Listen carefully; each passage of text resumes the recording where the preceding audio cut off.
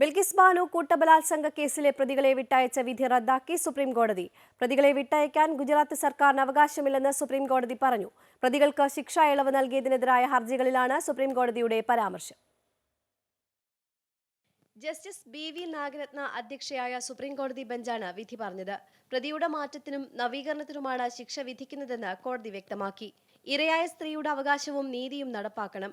ഒരു സ്ത്രീ ഏതു വിഭാഗത്തിൽപ്പെട്ടതാണെങ്കിലും സമൂഹത്തിൽ ബഹുമാനം അർഹിക്കുന്നുവെന്ന് കോടതി പറഞ്ഞു. ഗുജറാത്ത് സർക്കാരിനെ രൂക്ഷമായ ഭാഷയിലാണ് കോടതി വിമർശിച്ചത്. യഥാർത്ഥ വിവരങ്ങൾ മറച്ചുവെച്ചാണ് വിധി നേടിയതെന്നും സർക്കാരിന്റെ ഉത്തരവ് നിയമപരമല്ലെന്നും കോടതി പരാമർശിച്ചു.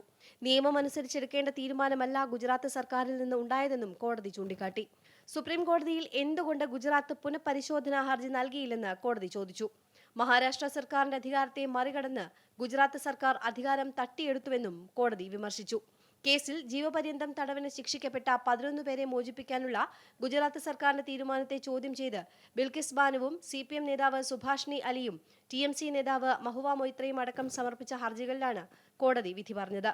ബിൽക്കിസ് ബാനു കേസിൽ പ്രതികൾ കുറ്റം ചെയ്ത രീതി ഭയാനകമെന്ന് ജസ്റ്റിസുമാരായ KM ജോസഫ്, BV നാഗരത്ന എന്നിവരടങ്ങിയ ബെഞ്ച് വാദത്തിനിടെ നേരത്തെ ചൂണ്ടിക്കാട്ടിയിരുന്നു. അമൃത ന്യൂസ്, ന്യൂഡൽഹി.